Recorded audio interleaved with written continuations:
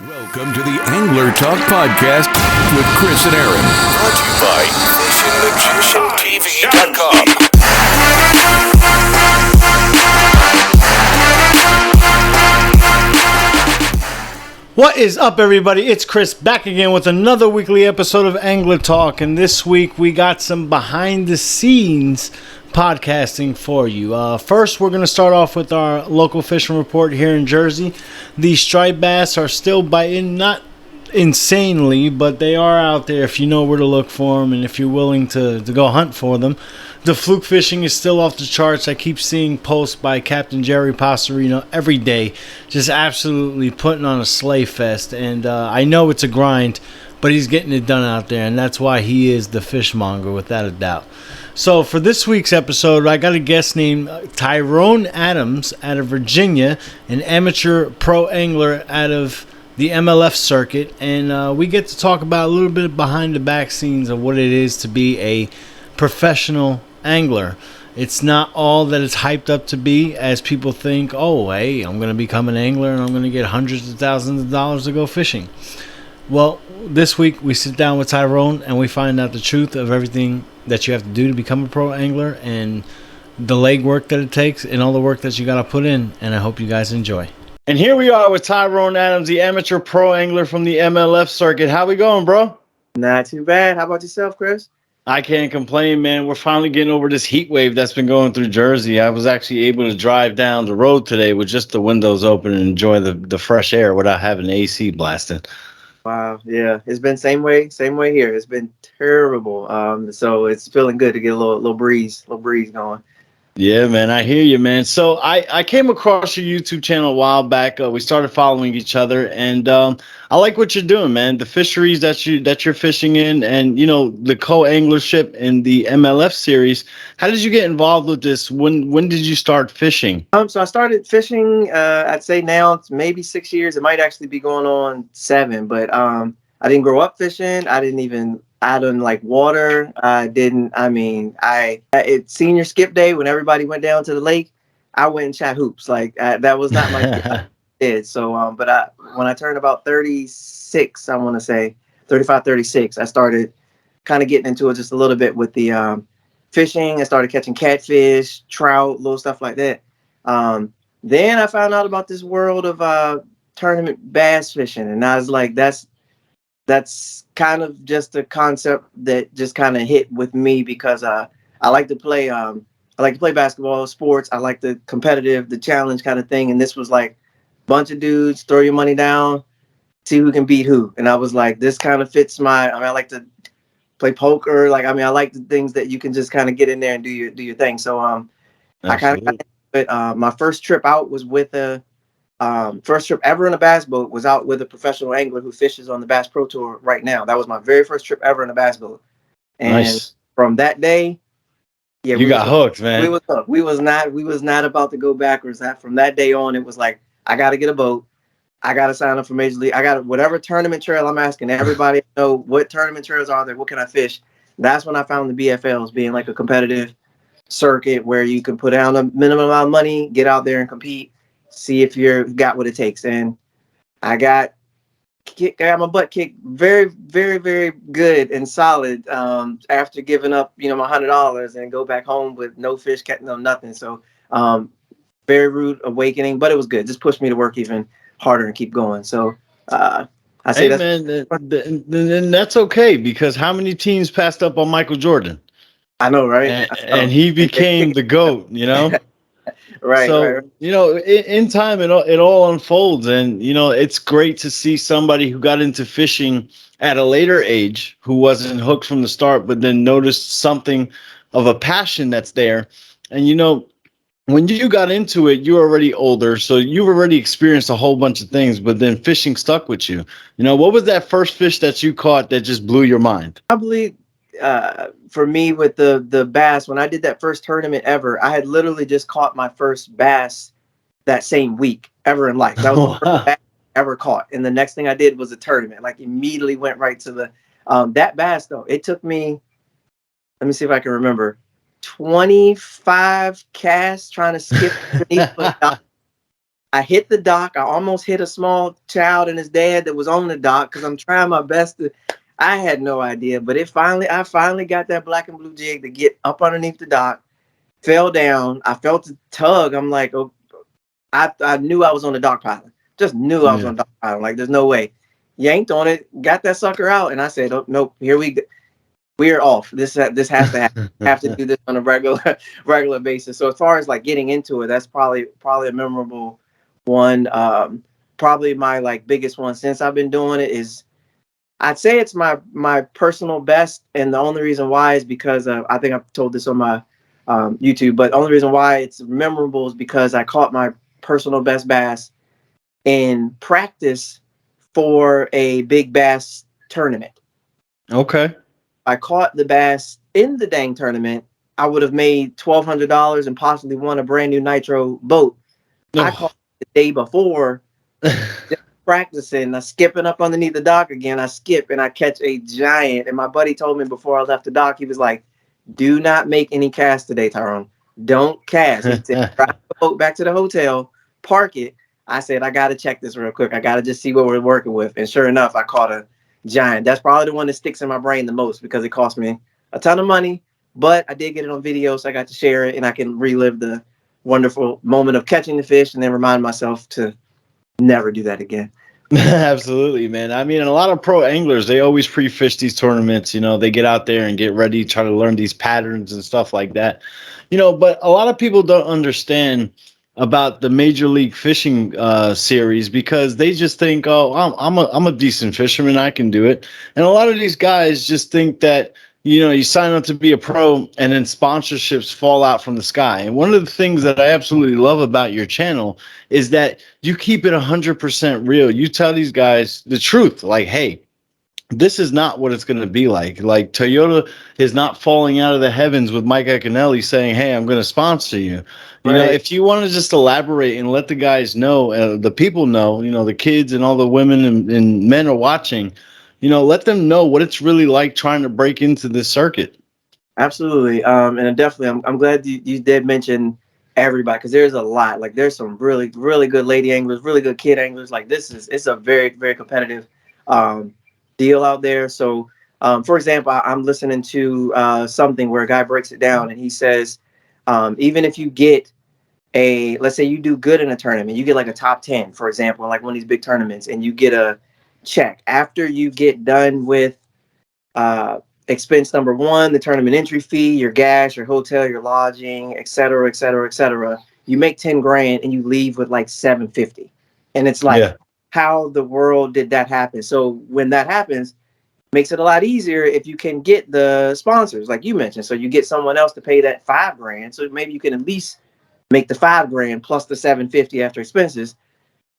That is extremely difficult because you got to look at what you're, especially when you're where the level that we're trying to get to. I literally have a neighbor who has 3 people that he knows that know me that compete in the same trail that I do. Had no idea my neighbor knows all these people that fish. And I'm like, so now I have to convince a company that I can do more for you than that guy, plus the 12-year-old who's posting on Instagram nonstop about what he's plus the pro angler who just won that big tournament or top 10 in that big tournament.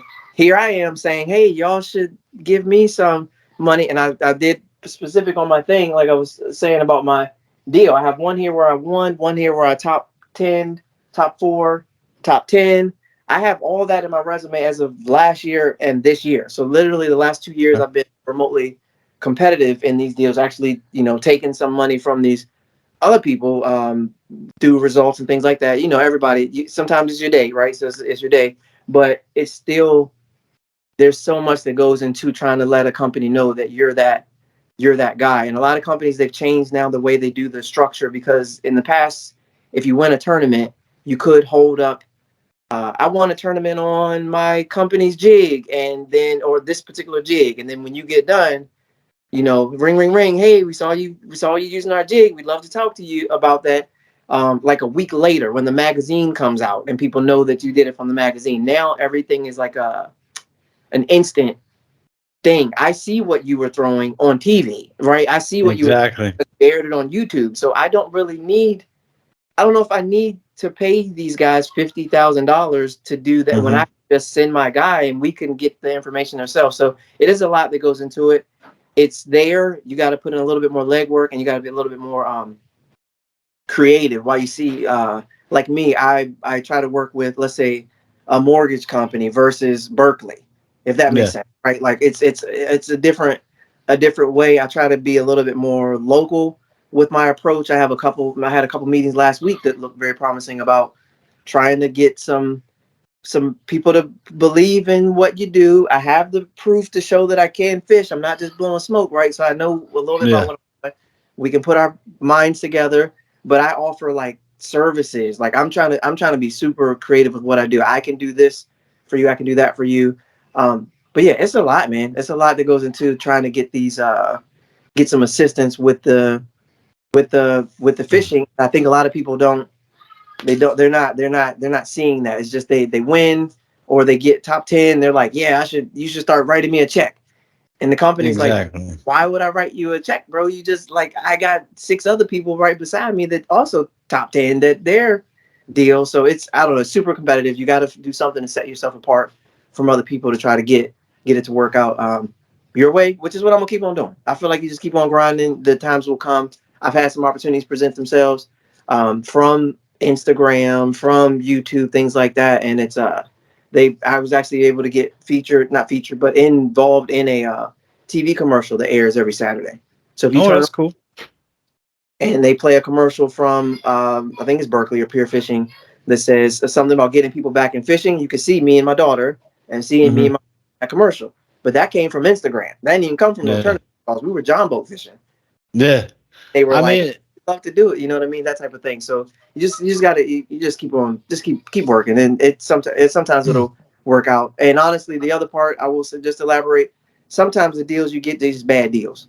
Yeah. Even if you can get a deal, sometimes it's just a bad where you're just like, it just does not make sense. So I've had to personally turn down some stuff that's coming because it's like, this ain't gonna help me or my family. This ain't gonna put no food on the table. This ain't gonna do nothing. This is just a silly thing that's just gonna waste your time. So sometimes you just gotta turn down some stuff and be more intentional about what you're trying to. I agree 100% with what you're doing, especially with the way that you're trying to get your community involved as opposed to these big companies, because these big companies have the marketing thing down packed. You know, I've been approached by quite a few companies. I'm not going to mention names. Hey, we're going to give you X amount of product that probably cost them maybe 20, 30 cents each thing to make. And then you want me to give you free promotion, which is priceless. Do you have any idea how much it is for a commercial spot on a major network? I mean, these people want something that's worth 5, 6, $7 million. Not granted, I am not freaking Fox or MSNBC that can say, "Hey, give me $5 million." But I have a decent following of people. So you want me to post a picture on Instagram for 40,000 people to see it, and then you gave me a 30-cent product? How is that fair? You know, a lot of these companies, you know, the balance is way off, you know. So I totally agree with what you're doing. And if you can help bring your community up on your road up the ladder, I mean, I think it's an awesome thing what you're doing for sure. Yeah, I definitely think that's been the way that I think is going to work for me going forward. But that's legwork, because the local tropical smoothie don't know about no bass fishing. They don't really, you know what I'm saying? They're not tuned in to whether or not you was fishing on Clark's Hill on Saturday. Like, they don't know that. They really don't care. So it's now we're talking now we're talking getting out there, meeting, introducing yourself, putting a list of your things. So every time I go to these things, I'm like, I have 3 videos that have gone viral. Like they got the TV deal. I got the other whatever it is. I have the list of all my stuff, and I'm trying to go network with people and say, this is what I can do. I had the hardest time with my YouTube in general because I think we had mentioned a little bit in the pre about certain things, but you have like, there's certain companies that are doing really well for themselves, but they started in an avenue where they're literally showing you this is how you use a bait caster, right? So that's the start. They started that platform, and then they went from there to like holy cow, like what the heck is going on? But they started there. So I had the hardest time with feeling like I could talk about a subject without the validity behind me. So why would you listen to me about a topic when I can't even, I could, at that time, I couldn't even get my jig underneath the dock. Like I told you, I'm having hard, I'm about to knock somebody out because I don't know what I'm doing. So I struggled with that very early. And then I had someone tell me that was like, you do know every angler is not a pro fisherman. Yeah. And I'm like, okay, that I get, like, kind of maybe keep going. And then so we just kind of break it down. Like, there's some people, there's some little kid, old man, whatever the case may be, that's just like, he literally just wants to know how to tie a Palomar knot. Yeah.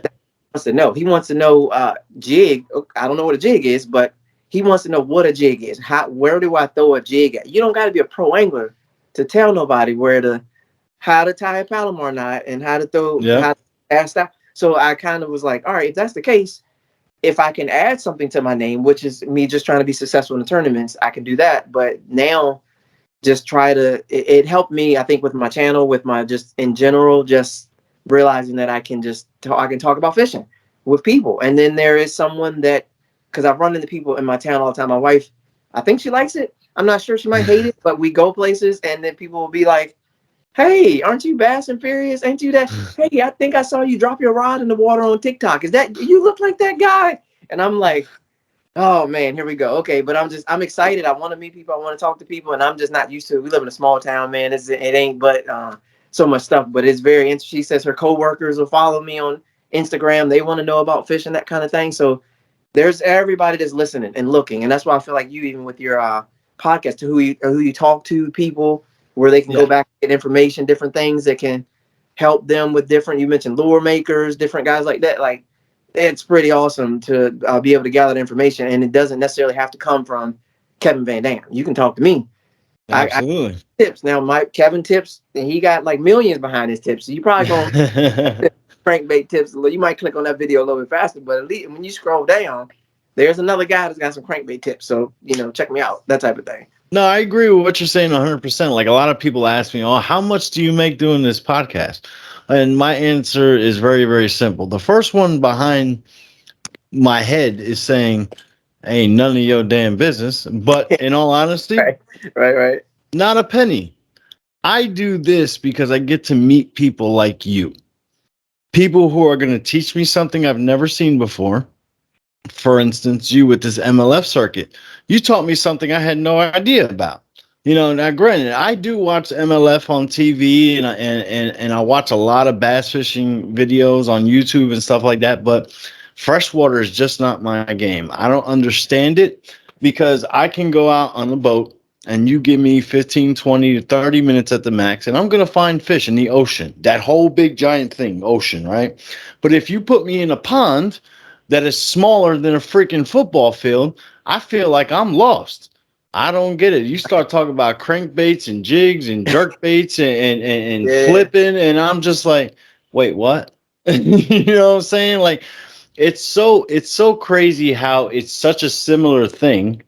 I'm catching striped bass, you're catching largemouth bass, but yet it is so different. Yes. With the styles of baits that we're throwing. I mean, I'm used to catching fish that are 40, 50 pounds. You know what I'm saying? And in my head, I'm just like, why am I going to go waste my time trying to catch a fish that is the size of the bait that I sometimes use? But I get it, though. You know what I'm saying? I respect people who freshwater fish because, in my opinion, it is a bigger challenge. Why? Because the water's a lot clearer. The fish can see you. And there's so much more pressure on these lakes because not everybody has the opportunity that has a friend that has a boat go 30, 40, 50, 60 miles out in the ocean. You know what I'm saying? But you guys, you guys get out of work, get out of school, you just hit your local lake, and there's so much pressure on these fish. With your technique, with what you're doing, you really have to magician that joint, you know what I'm saying? And catch that fish. And that's why I say that it absolutely takes skill to catch freshwater fish, especially something like largemouth bass. And me to try to do what you do, I tell my friends all the time, they'll ask me, they're like, dude, why don't you come fish for some mackerel or some tuna? And my answer is I feel like if I do, I'm probably gonna flip to like how you saying, because that it's a whole nother rut. It's like to see the school get on the school of them suckers and they get to going and all that. It's just like I've seen. I ain't been a part of it before. I tried saltwater fishing one time in Virginia Beach, and me and this guy were throwing this same stuff, but we had different names for it. So I'm throwing a drop shot, and he's throwing what his version of a drop shot, and I'm just like this. I'm Probably a high-low rig. high-low, yes. Yeah.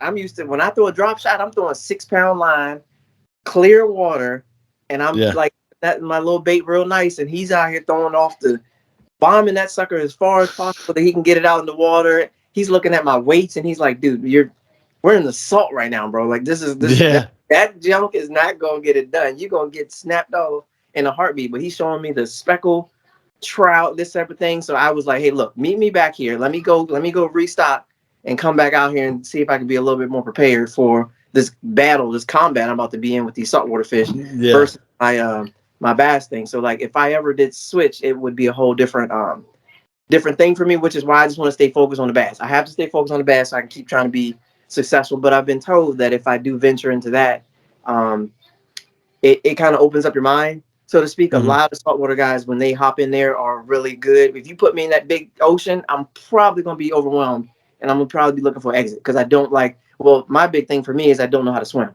So being out in 50, 60, 70 feet of water, we got life vests. You do have life vests. Yes, you do have Yeah, we'll be all right. A little bit. I like to be in 3 to 5 feet, maybe 7 feet, and I'm right at home flipping my jig in that bush, and I get up out of the water, and I can stand up if I fall in. That's just while I work on learning how to swim. My wife can swim like a fish. I'm just gonna sink like a fish that got caught. He's not gonna make. So I try to be careful with my approach there. But I probably would love and never get off the boat. If I got on one of these days where you're catching 40, 50-pound fish, I lose my mind. So I'm looking forward to it. I mean, don't get me wrong. I don't want to sound like an arrogant bastard because it's not like I go out there and I catch those fish every day. I mean, look, it's fishing. Every day is different. And, you know, I tell people it's not about skill at that point. It's about luck. You just got to be in the right spot at the right time. And I do notice that some techniques that I use, you know, I'll be fishing shoulder to shoulder with somebody in a head boat, and I'm just banging fish after, you know, one after another. And they're like, yo, what are you doing that are so different? And I just show them, because I'm the type of guy is like, if I'm in a room full of people and I'm the only one having a good time, that's not right for everybody else. You know what I'm saying? So if I can teach you, I mean, like the tuna fishing, all that, that's kind of fun. I went tuna fishing one time, and I got a big girl. And, you know, 7 hours and 23 minutes later of this fight, I felt like I was going to have a massive coronary. But it's not something that I would want to do on a regular basis. Like, yeah, it was a great experience. It was cool. It was this, that, and the third. But then again, tuna doesn't freeze all that well. So it's something that why am I killing something so big to enjoy it maybe once, 2 or 3 times? You know what I'm saying? So I'd rather do inshore fishing where we're in like 40, 50, you know, down to 20 feet of water. And I can say this, man, if I can get the opportunity to take you out sometime and go fishing, you know, put you on some summer flounder, I'm sure you would love something like that. Do some bottom fishing.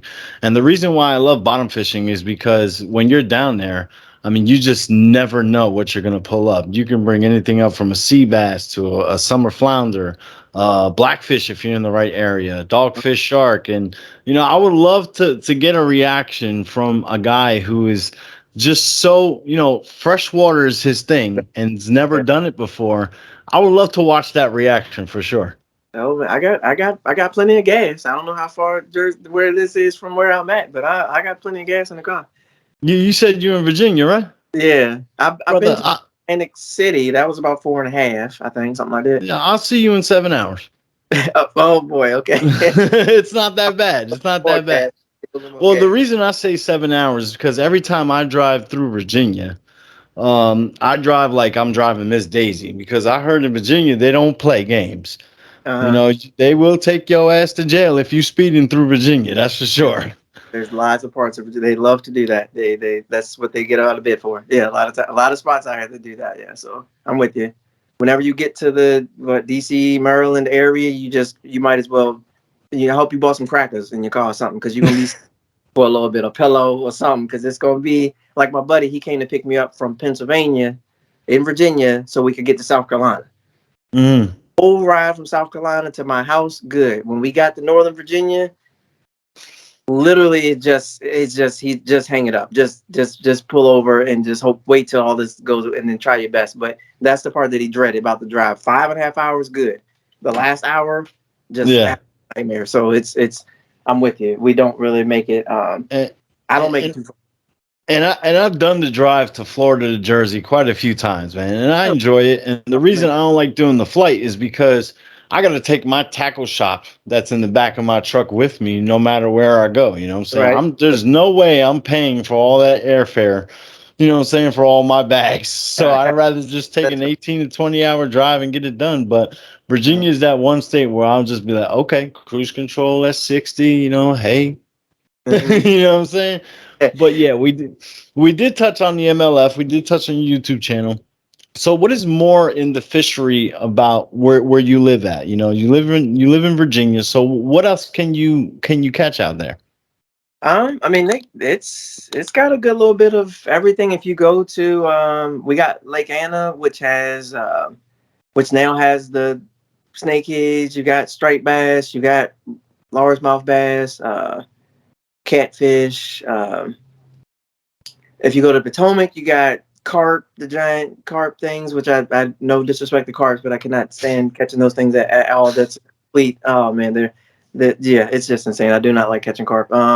Then you got if we go to, what the heck else do we got out here? I know if you can go to some bigger spots. I've gone to the Potomac. I've gone to Smith Mountain Lake, Lake Anna, every pond, roadside puddle I can find. I'm at all of them. But other than that, I don't know if we don't got we have a ton. I'm probably messing up my whole town by saying this. I just don't look. I don't look at. I gotta like for example, growing up, I play basketball.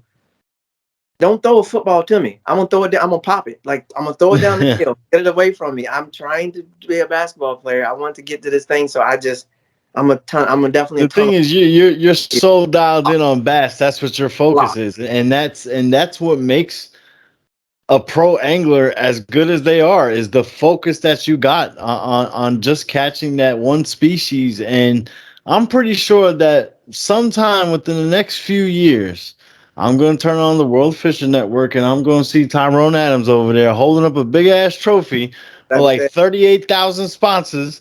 And I'll be like, yep, I remember I interviewed that kid when he was an amateur. Yep, I got you. Hey, I'm trying to tell you, if I feel like you gotta set, and I think I do say it a lot on my deal. Like, you set it here, right? Like, you set it here, and here is astronomically high. Mm-hmm. It's somewhere close to it. You know what I'm saying? I'm still good. So I set it. I see if I can achieve it, give myself a time frame, and just bust my tail. And if I get somewhere, I feel pretty good about where I've gotten. But lately, and I'll just keeping 100% transparent, lately I've gotten to where I have a goal, but sometimes I do forget to enjoy the journey getting to that goal. I only have like locked is my mindset, but sometimes it is nice. Like I did when I did me and my buddy qualified for the regional tournament. The one I was telling you about took me to Pennsylvania. We South Carolina qualified for it. It was nice to get there. You want to win, you want to compete, you want to be at the highest level, but it also was nice to stop at North Carolina and walk around and enjoy the ride. It was nice to meet the people when I got down there. I stayed at a house with 4 other guys. We had a nice house on the beach with a beautiful view. We cooked food every night, that type of thing. Like, so to get there, yes. Oh, you best believe when that horn sounds and that guy calls my boat number, are we ready to get it in? But prior to that, it was just. But this outside is beautiful right now. This is beautiful. Absolutely. Like, around and just kind of enjoy that journey. And sometimes I do forget to enjoy the journey. I just want to work. And it's like, Yeah. hey, like if you get there and then if I don't hit my goal, I didn't hit my goal, I didn't enjoy the journey, it's gonna be a good look for me when I get back to that. I'm gonna be a grumpy son of a gun. Like I gotta tighten up. So I've started to do that probably like last year and a half, maybe just kind of enjoy the trip or maybe take a fun fishing trip with a buddy. Whereas before I'd be like, nah, I'm good. I gotta practice. I gotta do this. I gotta do that. I've tried to just a tad bit, not too much because I don't feel like it takes away from my work. It honestly allows me to circle back around to my work with a better frame of mind to approach my work as opposed to being high strung, uptight. I get to approach it a little bit different where I'm a little bit more relaxed, a little bit more at ease and ready to get out there and get some, like the one tournament I did end up winning. I stayed with my buddy. I didn't sleep. I stayed up probably till like 3:30. I played the same video, the same song over and over again the whole night. I just kept playing. My buddy was asleep at 9:30. I just stayed up, just sat there, up. But I was relaxed, and we had to be up at 5:30 to go for the tournament. So I You were literally getting hyped up. That's what you was doing. dude, it was the first one of the season. I was like, I just want to do well. I really just want to do well. My wife actually sent me a message when I got up that said something to the effect of like, be great today. Like just do it. And I checked my thing, I got a good feeling about the day. I caught a bunch of fish, but I'm like, I got back to the end. People kept asking me, they were like, me and my boater as we were walking up, they were like, hey, how'd you do out there, Ty? How'd you do out there? And I'm like, well, I got 5 fish. They're like, oh, okay. And I'm like, and then my boater would be like, he's got 5 good ones. He's messing with y'all. Like I don't know why he keeps telling people he has 5 fish. Like it's something like most co-anglers don't get 5 fish. If you get 5, you probably got a shot at winning this thing. But for me, I just knew that, my 5 fish, I did pretty good, but I just knew somebody always sacks them up, right? Somebody You're always staying humble. That's what you're doing, and that's a good quality to have. Right. I ain't got no other way to be because I feel like once I get too big for my clothes, I might as well sell all my rods and get up out of here because I can't be that guy. That's not in me. I know I can beat you, but I ain't gonna carry myself like that. I'm just gonna show up and I'm gonna let my actions tell you what I'm gonna do. Right. That's just how I've always how it's Absolutely, and I agree with that philosophy 100%. And a couple of weeks ago, I was actually listening to Mike Tyson's podcast, and he was just like, "I just want to be a good person." And somebody asked him, he's like, "But you were great." He's like, "I know a lot of great people. I don't know a lot of good people," and that's what separates people who are just want to be at the top of the mountain, and then that separates the people who want to be at the top of the mountain but bring everybody with them. So stay humble and keep doing what you're doing because you're definitely on the right path, and I agree with that 100%, man. But unfortunately, man, I am looking at the clock right now. We are running out of time, but that time did flew by. But I just want to give you the opportunity to let everybody know where they can find you on YouTube, and I'm going to drop a link down below. Okay, sounds good. Yes, you can find me on YouTube. It's everything that I got, my whole, brand and stuff I have going on. It's Bass and Furious. So on YouTube, it's YouTube at Bass and Furious, Instagram, Bass and Furious, Twitter, TikTok, everything's at Bass and Furious. So it's like Fast and Furious, but Bass and Furious. That's just my deal. And it's definitely, I think the right word is oxymoron because I fish slow as crap. So, but it's like that's my thing. I'm a methodical guy. I move around a lot, but I just that's my thing. So Fast and Furious for me. Be sure to check it out. I do have weekly uploads on YouTube for the most part. Try to be consistent with the weekly uploads. Instagram is literally all day. TikTok, same thing. I try to keep it going. I do have other things I do. For example, I do I play music as well. So I'm a musician too. So that's like my thing as well. So I have like Nice. I do music, and all that as well. I trying to find a way to incorporate both of those into what I do, but I'm extremely thankful for the opportunity here. Thankful for like all the opportunities as it relates to fishing, man, because it's like we mentioned, it's a very lot more to it than what I thought. It's not like catching a bass is like the good thing, but there's so much more to it, and I'm just hoping that what I do, I can maybe help somebody catch more fish. I tell my buddies all the time, I'm like, we can finish first and second in a tournament. And I'm okay with finishing second sometimes, right? I'm okay with finishing second sometimes, but I want to see them do well. And they honestly, a lot of them don't believe me. I'm like, I will take this jig and cut it off my pole and give it to you if I know that you do well. And they're like, nah, because that doesn't happen in fishing. So that's what I'm trying to do. I'm trying to make sure that, like, we all eat good. Like, let's get in here and make this thing happen, man. That's what it. Yeah, when it comes to tournament fishing, man, I know a lot of guys who got that Ricky Bobby mentality. If you ain't first, you're last. Yes, But I agree with what you're doing, man, and it's awesome. And I just want to thank you for coming on the show, because it's guys like you who enable me to bring something to the world every single week, and great conversation. And as a subscriber, I encourage everybody who's listening to go check out Bass and Furious TV. He's going to keep you informed. He's going to teach you a lot of things that you didn't know. So definitely check it out. I appreciate you coming on, man. Thank you so much for your time, brother. No problem. Thank you. Well, it was great to sit down with Tyrone and talk to him about what it takes to become an MLF pro. And it is a lot of work, for the guys. Even myself, I used to think, hey, you go into some type of regional tournament, prove that you're pretty good. And I used to think that maybe sponsorship checks start flying from the sky, but that's not at all what it is. I mean, a lot of these guys are paying their dues, and they're paying hefty dues at that. And it was great to educate me and some people who didn't know any better about what it is to be an MLF pro. Bass fishing in the United States is something that they hold very, very dear. And there are guys who are out there like Tyrone who are just 100% dialed in on bass. And I hope you guys learned something. I hope you guys enjoyed it. And for this week, that's Tight Lines. I'm Chris, and I'm out. Peace, guys. Welcome to the Angler Talk Podcast with Chris and Aaron. Brought to you by FishingMagicianTV.com.